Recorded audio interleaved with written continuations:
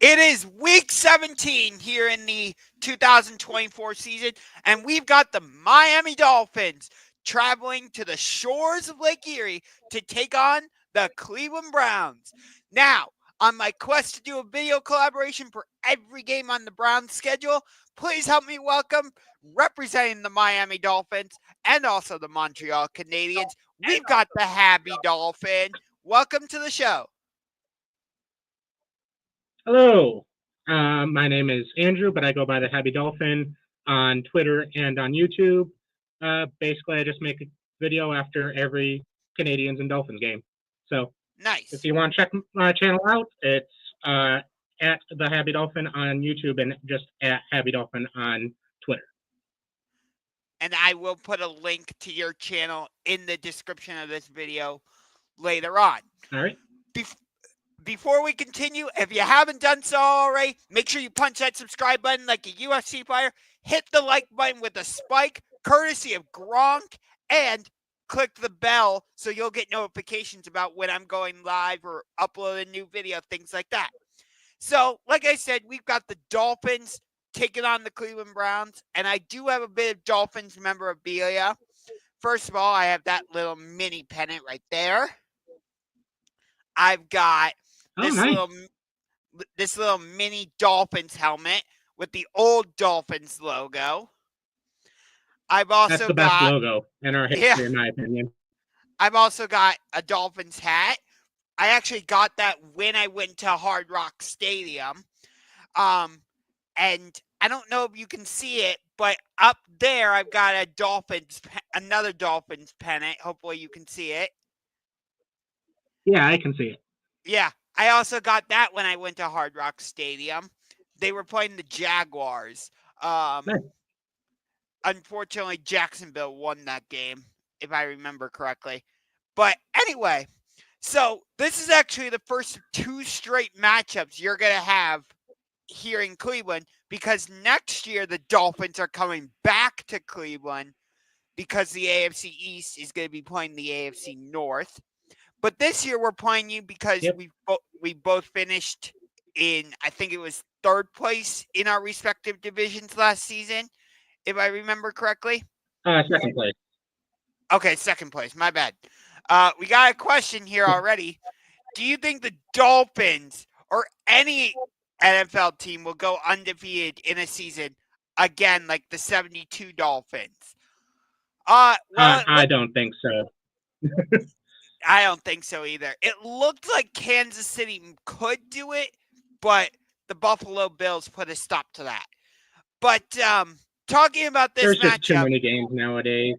Yeah, I agree. Talking about this matchup, Miami was a 6.5 point favorite earlier in the week. Now they're only a 3.5 point favorite.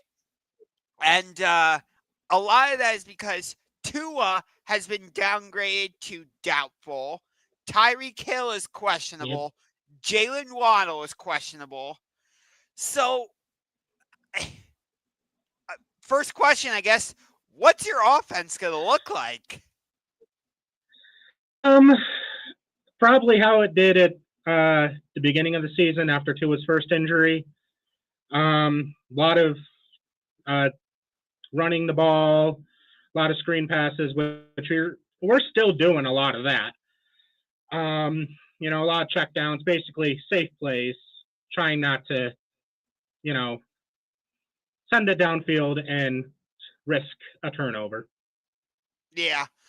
My guess is DTR is going to start for us, but I've seen his name on the injury report, so I don't know what our offense is going to look like, for God's sakes. Like,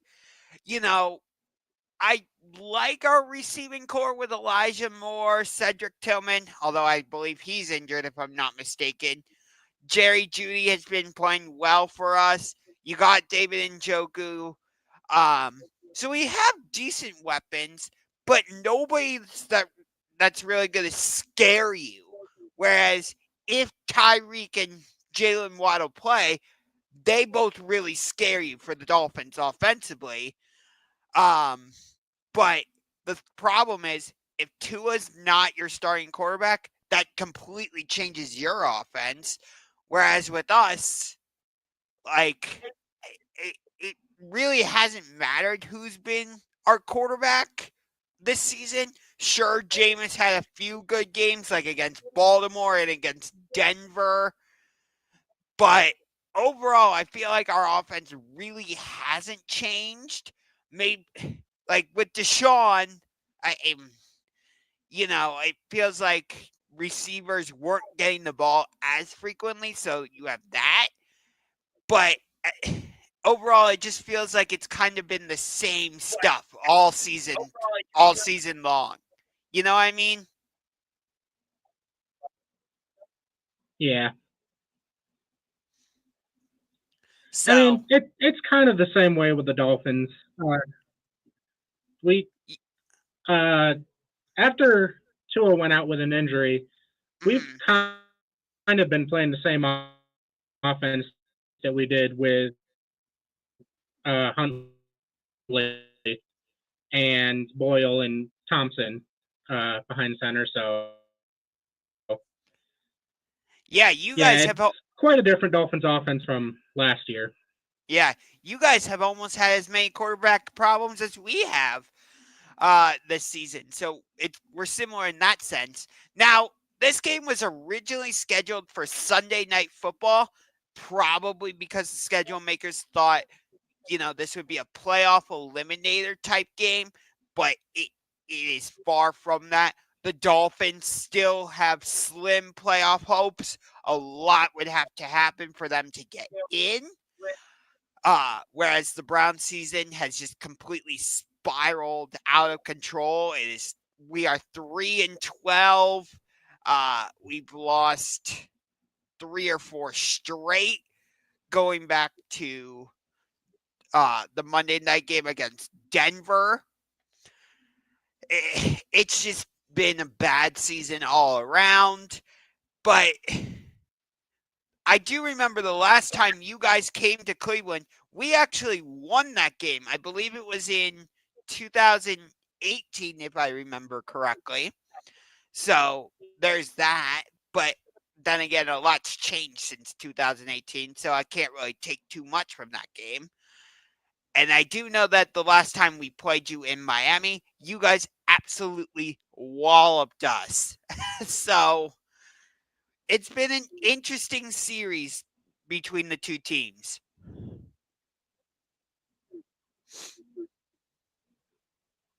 You got any thoughts on that? Yeah, for some reason, I feel like I can remember a game where Tua went to Cleveland, but I might be remembering wrong. Um, well, it was actually in I'm not too 2019. sure. It was actually in 2019 the last time we played you here in Cleveland. Um, and I believe Ah, Tua was in so that it might have game been the game in Miami. because the last time we played you was in Uh, 2022 in Miami. You guys won 39-17.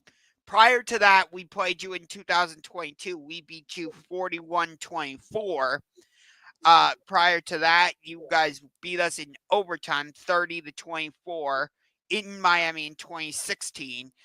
And then prior to that, you guys beat us in 2013 23-10. That was in week 1. Um, so it's kind of been a back and forth series, but I will say from 2005 to 2011, we won 4 straight against you for whatever that's worth. I don't think there's a lot you can I take mean, from. those were bad Dolphins games too. Yeah, and that's when you guys were using this logo. Because you guys just recently switched to that Yeah, it's the new. one I grew up with, though. Yeah, but so one of the perceptions, I guess, about the Dolphins over the years recently is that when it comes around to December football and you have to travel to these cold weather cities, you guys struggle. We saw that play out in the wild card game, against Kansas City last year. We saw that Yeah, in Green Bay on Thanksgiving this year. You guys are basically going to avoid that as far as I know with this game. It's going to be in like the mid 50s or low 60s, rain, but you guys are kind of avoiding that. Do you think that kind of helps you?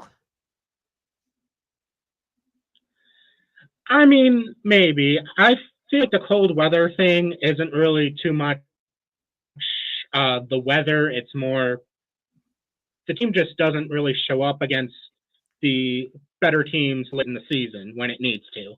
And it just happens to be a lot of those are traveling up north for colder weather games, like especially games in like Buffalo. Yeah. Yeah, or But if you get into the playoffs, you're most likely going to be playing at Buffalo. There's a slim yep. chance. Yeah, yeah, it would actually be at Buffalo because I don't think you're catching the Chargers, and I don't think you're catching the Ravens or the Steelers, whoever ends up not winning the AFC North. So, but you'd have to jump No, the only Indianapolis, way for us to get in huh? is 7th seed. Yeah, the if you The do only get way in, for us to possibly get in is 7th seed, yeah. yeah, but you'd have to jump Indianapolis, Cincinnati, and Denver, which that's a lot. So I, given that Tua is Yeah. doubtful for today, Well, Tyreek is questionable, Jalen Waddle is questionable. I don't know how you guys can keep your playoff hopes alive, if I'm being honest. yeah, well, technically we are ahead of Cincinnati via tiebreakers. The only path for us to get in right now is if we win out in Cleveland and in New York, taking on the Jets next week. Mm-hmm. The Broncos have to lose to Kansas City, and then the Colts have to lose either in New York against the Giants or at home against Jacksonville. Which that last one is the biggest issue, in my opinion. Given the state of the Giants and the Jaguars, I highly doubt both of those things are going to happen.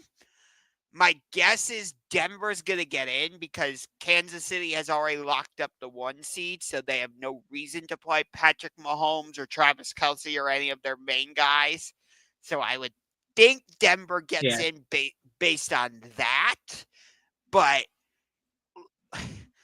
again, like you guys still have slim playoff hopes, so we can play the role of spoiler for you. But I mean, Yeah. I feel like we kind of talked about this earlier. I feel like for the Dolphins, this game hinges on whether Tua can play or not. And the thing with Tua is when he's healthy, he is a very good quarterback. And I think that's partially because of the pieces around him, not to discredit Tua in any way. But the problem is Yeah. he can't stay on the field. He's always getting injured, mostly with concussions. And, he's refusing to wear the Guardian cap, and people were actually pushing him to retire. I don't think he was seriously considering it. But Dolphins fans have got to be concerned given the level of punishment Tua generally takes, right? Yeah. There's a very strong divide in the Dolphins fan base about whether we should even move on with Tua right now. Luckily, this injury, luckily, it's not a concussion. It looks like a hip injury. The thing is, we don't know if it's the same hip that he injured when he was back in college in Alabama. And if it's that's honestly a very bad scenario in and of itself. But in terms of, his physical health as a person, it's a good thing it's not another concussion. Yeah, because he's already had suffered what, like 4 or 5 of them since he's come into the league, I think. Suffered one earlier this season I think on 3 confirmed. okay. Because I know he suffered one earlier this season against Buffalo on Thursday Night Football. Um, and I believe he suffered Yeah. one on Thursday Night Football a couple years ago against Cincinnati, following a Yes. home game against Buffalo where it looked like he got a concussion. So I don't know if it's Tua's unwillingness to protect himself. Is it something with the offense between him and Mike McDaniel? Like, what's the perception with Dolphins fans? Like, again, is it Tua's unwillingness to slide? Is there something that needs to change with the offense? Is it something else? What's the perception with Dolphins fans about the whole thing? I mean, so a couple years ago, after his first major concussion, he was saying that he was doing jujitsu and learning how to protect himself and slide properly. And he was doing that a lot last season. And then this season, like his concussion this season, he ran head first into Bill's defender. And that's what caused him to go down. So I don't know if he just decided at that point that, he had stayed healthy for a full season. He was really thinking, but like, hands on to in general. I mean, granted, you're not the only team that has quarterback issues in this matchup because, the Deshaun Watson trade has not worked out for us at all. He's injured again, has not been able to stay on the field. We made it to the playoffs with Joe Flacco as our starting quarterback last season. Yeah. And Deshaun's probably going to be back for us next season, which, by the way, that's another connection between us because before he was traded to Cleveland, the perception was, oh, Deshaun is going to be traded to Miami. Like, the Dolphins made it no secret that they were interested in Deshaun Watson at least a few times. And so because of that, and I'll post a link to this article in the description of this video, and I might email it to you.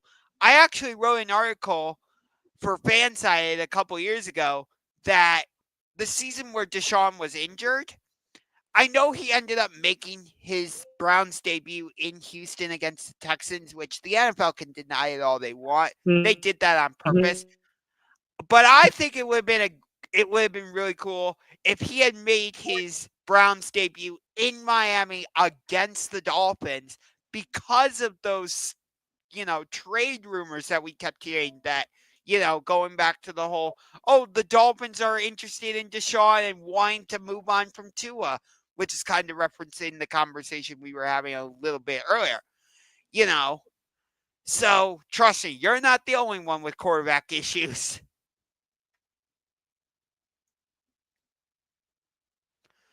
But, it, like Myles Garrett even came out this week and said, I want to retire as a Cleveland Brown, but I don't want to go through another rebuild phase. So I don't know what to say to that. As a Browns fan, I really don't, because it feels like we're headed for another rebuild, but Myles Garrett doesn't want to stick around for that.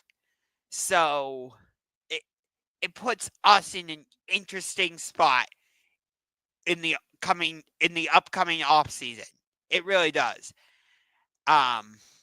Luckily, doesn't seem like you guys have to deal with that with Tua or Tyreek or Jalen Waddle or any of your star players, really, as far as I know. Looks like we lost the Happy Dolphin, so hopefully we can get him back. I apologize for the technical issues there, but hopefully we can get him back on the scene. But in the meantime, we're going to keep going with this thing because, well, the sports room doesn't stop. So here's the thing is, in terms of the Myles Garrett stuff, because I want to keep going with that. It's such a precarious spot that the Browns are in. I'll say it like that.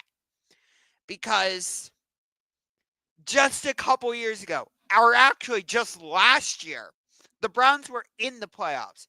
And if you want to go back to 2020, we should have been in the AFC Championship game. Because that was a targeting call, and the touchback rule is stupid.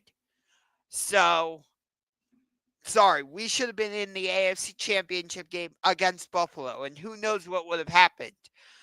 But, so we made the playoffs twice, and yet it feels like I said while the Happy Dolphin was on, it feels like we're headed for a rebuild again.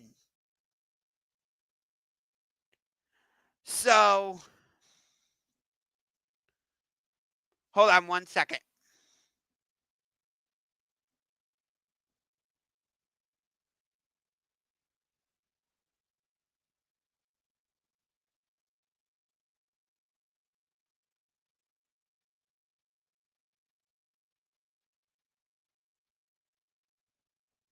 Apparently his internet crashed, so we're gonna see if he's able to rejoin. But yeah, it puts the Browns in a really precarious spot because on paper this should be a team that's in contention for a playoff spot. Heck, that's why this game against the Dolphins was originally on Sunday Night Football, because the schedule makers thought both teams would be in a position to make the playoffs, and maybe this game would be like a playoff eliminator of some sort. And that didn't happen because the Browns season has completely spiraled out of control. You know, like I said earlier, they've lost, Denver, Pittsburgh, Kansas City, Cincinnati, 4 straight. They have not been good at home because they lost to Dallas. They lost to the Giants. Let's see. They lost to Cincinnati. They lost to the Chargers. They've lost to Kansas City. So they've lost 5 at home. Let's see.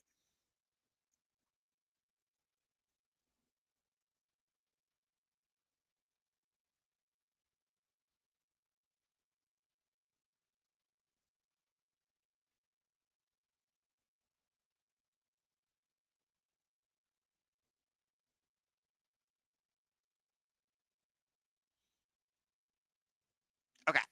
I'm just trying to work with Happy Dolphin to see if we can get him back on. So do excuse me for that. But I don't know what to say about this whole thing, because it feels like we have to draft another quarterback. But as of right now, we're projected to get the 7th pick in the draft, which means we're not going to be in a position to get Shedeur Sanders or Cam Ward. Do excuse me for a minute.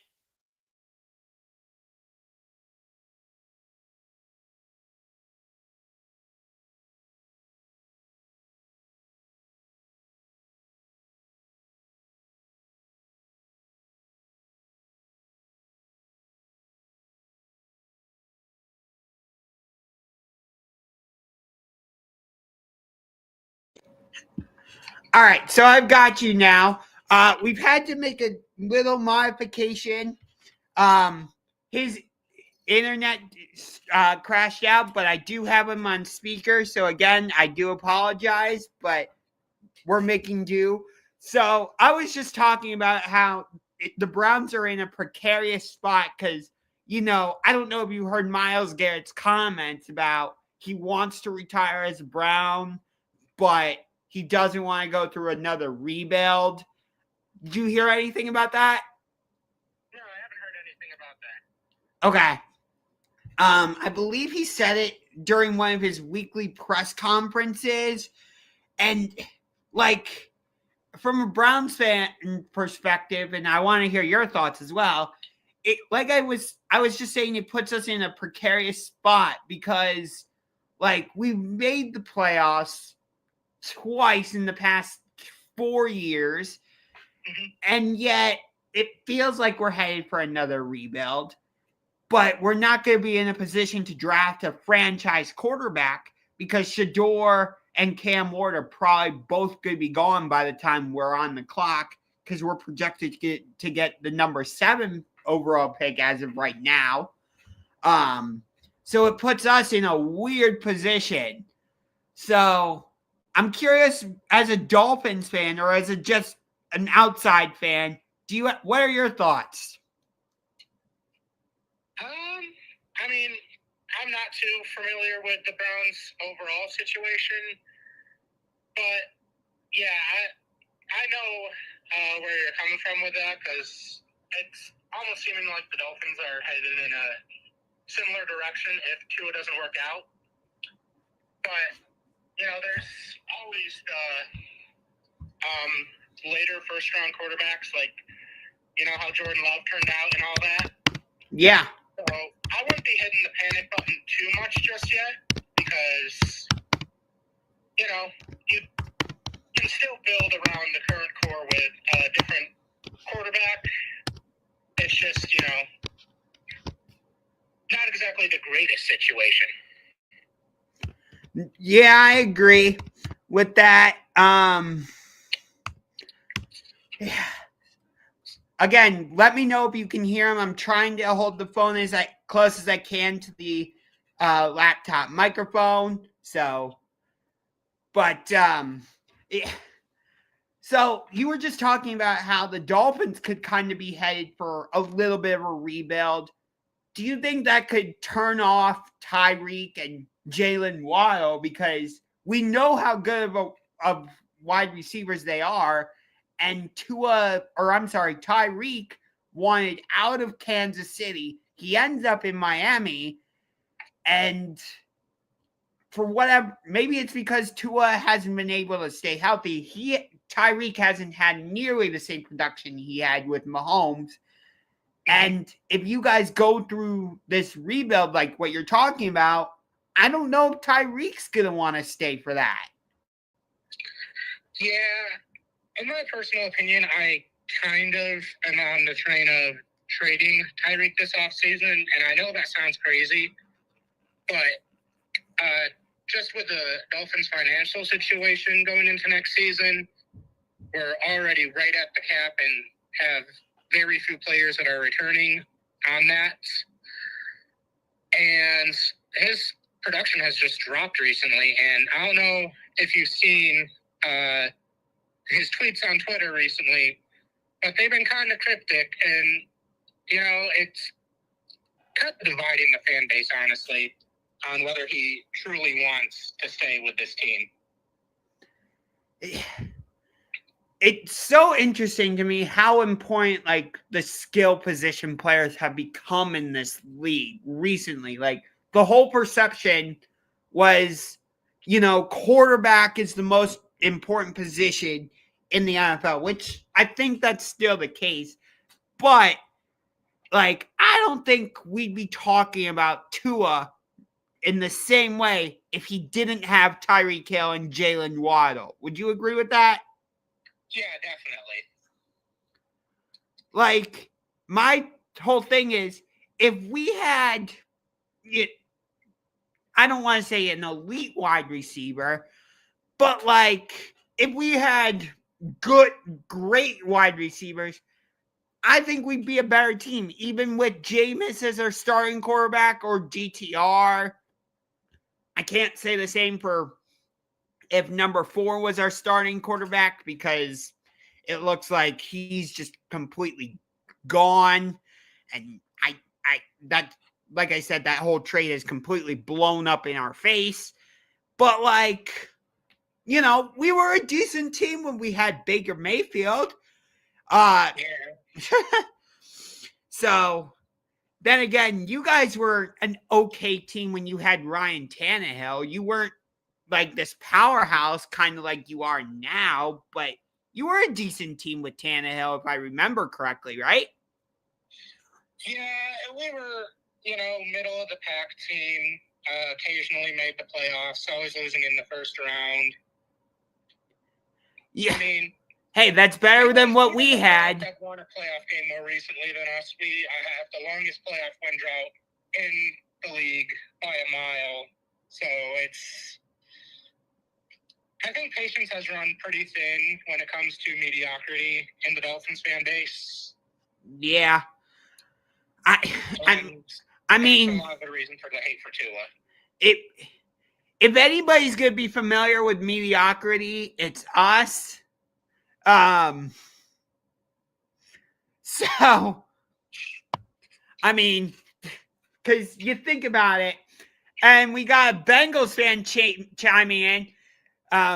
It's Ohio Game Talks. Hey, buddy, want y'all to win from one Ohio into another. Because, well, with the Bengals win yesterday, they're in position to take the 7 seed, which would mess up my preseason predictions because I actually had the Denver Broncos getting into the playoffs, which I don't think anybody else did. But anyway, like you were talking about mediocrity and stuff. Trust me, we're familiar with mediocrity because, we've been through a number of different starting quarterbacks, a number of different head coaches. And I remember seeing a video about this recently from you. You were saying that you want Chris Greer fired. I think, if I remember correctly, you also said in that video you want your owner to sell the team. Didn't you say both those things, or were you just saying you want Chris Greer fired? I think it's just Chris Greer fired because, Stephen Ross, the owner, he hasn't picked very well for GMs, but in terms of other things he's done around the team, he has completely revamped Hard Rock Stadium. He's done so much in the community. He's a good owner. It's just the GMs he picked are not great at, running a football team. So I'm fine with Ross at this point. Okay. It's just Greer. He cannot build a winning team, in my opinion, at this point. Did anything ever happen with the Brian Flores stuff? Like, I remember he was suing the Dolphins and a few other teams. Did anything end up happening with that, or did it just kind of go by the wayside? I don't think anything really happened too much with that. We did have other issues around the same time with the tampering charges and Tom Brady causing us to lose a first-round pick, but that wasn't related to that. But, Brian Flores has become a persona non grata in Miami mostly. He was the main guy trying to push for Deshaun Watson, and that's basically why he got kicked out of town, is the theory around Dolphins fans. Because I do remember, like, Flores got fired from the Dolphins, and he was upset because Stephen Ross wanted him to lose games on purpose. I think it was to try and get a better draft pick, if I remember correctly. Correct me if I'm wrong there. Yeah, I don't remember if we lost picks over that specifically, but let's all be honest here. Every owner, if you're tanking, is going to do this. So you just said the quiet parts out loud there. Yeah, I agree with you. And I think that's been one of the issues us Browns fans have had since the Haslams took over, is it feels like they're so involved with football operations that the water just gets too muddy. Like, I liked what we had back in 2014 when Mike Penton was our head coach, Kyle Shanahan was our offensive coordinator, Brian Hoyer was our starting quarterback. We were in a position to make the playoffs, but the Haslams had to stick their nose in football operations, and they said, oh, we want to see Johnny Manziel on the field. And that completely blew up in our face. You know, they're the ones that have fired head coaches and general managers and whatnot. It's just like it's frustrating because I look over at the Columbus Crew, which they're also the owners of in Major League Soccer, and the Crew have won 2 MLS Cups, 2023 and 2020, if I'm not mistaken, under the ownership of the Haslams.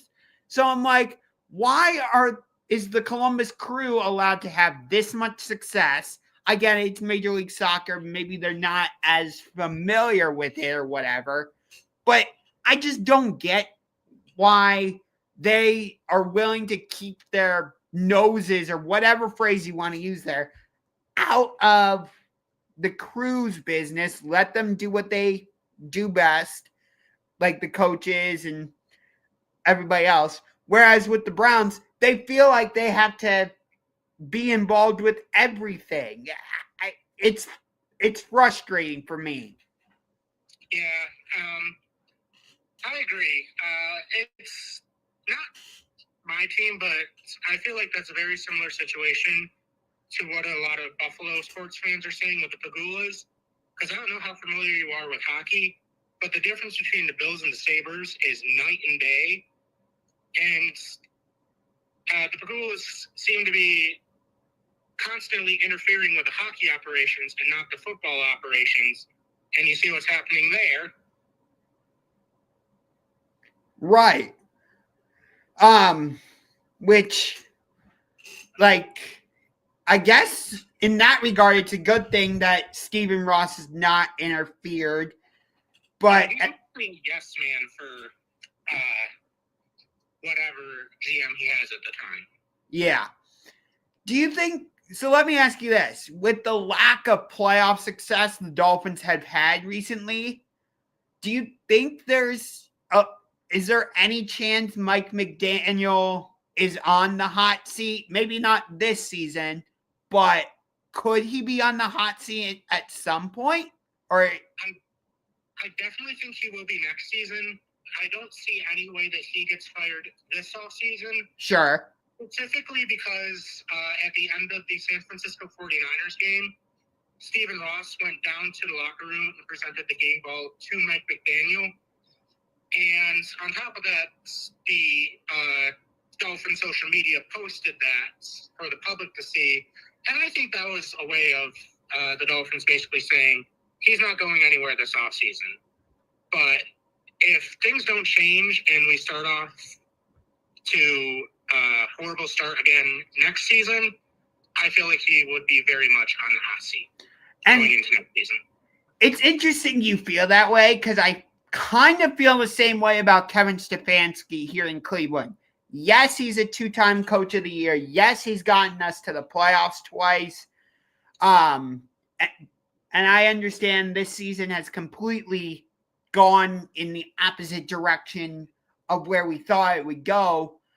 But given that, the Browns traded so many assets to get Deshaun Watson, they traded Baker Mayfield, the Browns are kind of putting all their eggs in one basket. Mm-hmm. And as of right now, it hasn't worked for one reason or another. But it just feels like if Stefanski doesn't get off to a strong start, kind of like what you were saying about Mike McDaniel, he could be on the hot seat. Whether that's fair or not, it's hard to say, because a lot of times this type of stuff isn't fair. Yeah. So it's a precarious situation, I'll say. Yeah. I mean, at the end of the day, it sucks if someone's losing their job, but sometimes you just got to move on and you need new eyes in the system. Right. I agree with you. But I want to talk more about the game itself, because looking at your defense, like, you guys have gone through basically a complete makeover from last season. Vic Fangio's no longer your defensive coordinator. Not Vance Joseph. I'm sorry. Vance Joseph is with Denver. My bad. But you lost a lot of your key defensive players from last year, like Van Ginkel's now with Minnesota. I believe Xavier Howard is no longer there, if I remember correctly. You still have right? Xavier Howard's not there? Yeah, you're correct. Okay. You still have Jalen Ramsey, but, you guys are still holding it down as a decent defense despite all the changes. Yeah, it's kind of an interesting thing because, the defense has been playing pretty well considering the fact that there's not too much personnel on the defense, not too many, high-end players. And a lot of that is because we're paying a lot of money to players like Tua, Tyreek, and Waddle on the offense. But for who they have been playing very well. By the way, Anthony Weaver is the guy that you were looking for our defensive coordinator. Okay, thank you very much for that. But yeah, it's interesting to see how your defense is played because you guys played pretty well against San Francisco last week, but San Francisco is a complete shell of themselves at least for the most part, I would say. The 49ers are a shell of themselves. Oh, definitely. The Packers a few weeks back were able to basically run the ball up and down against you guys, do whatever they wanted with Josh Jacobs. But, I know the game went into overtime, but your defense did pretty well against the Jets recently. So, I wouldn't say you guys are a great defense, but I wouldn't say you're a terrible defense either. You've had some good performances this season, I would say. Yeah, I think you can basically sum it up as they're playing a little bit better than the talent level that they have. Sure. As for our defense, we trade what's his name? Zadarius Smith to the Detroit Lions. So basically we still have Dalvin Tomlinson, if I remember correctly, and Shelby Harris. But basically all you really have to worry about is Myles Garrett. And that's a big thing to worry about. Sure, but it's not. The thing is, what I liked about having Zadarius Smith on our defensive line is if you tried to double team Myles Garrett, well, guess what? You're going one-on-one with Zadarius Smith and vice versa. Now you don't really have to worry about that so much with our defense. You can kind of slide your protection. I agree with this statement. One man can't do it alone on the defensive side of things. And that's 100% right, Market Athletics. So it's if you can kind of neutralize Myles Garrett, for the most part, I would say you kind of neutralize the Browns' defense. And our secondary is pretty banged up. My guess is, as far as I know, Denzel Ward is not going to play in this game. I can look up the injury report. I don't know the status of Grant Delpit or Greg Newsome, but that's going to be key, especially if Tyreek and Jalen Waddle are playing. But if they're not, I don't even know anybody else in terms of skill positions on your offense. Because you lost Mike Gesicki a few seasons ago. I know you still have Raheem Mostert as your running back, and you still have Myles Gaskin, right? No. Oh, we still have Devon Achane, though. Okay. For some reason, I thought you guys still had Myles Gaskin because I know he was a running back for you, a couple seasons ago, right? Yeah. If I remember correctly, anyway. But yeah, I know you still have Achane, and Mostert is injured for you. right? I'd have to double check the injury report. Hold on. Okay. I want to look up the Browns injury report as well. I want to make sure I'm giving you the correct information. Let's see. Here we go. Let's see.